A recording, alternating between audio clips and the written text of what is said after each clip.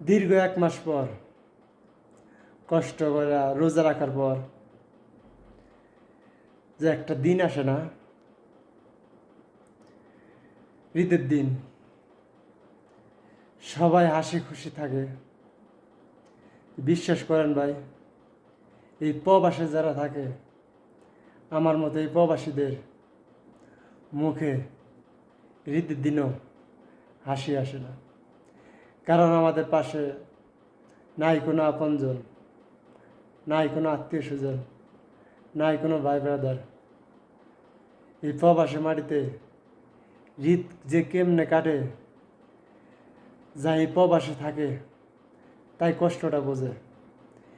একা ঈদ করা, ফ্যামিলি ছাড়া, আত্মীয় স্বজন ছাড়া, কি কষ্ট যা এই প্রবাসে থাকে তাই বোঝে।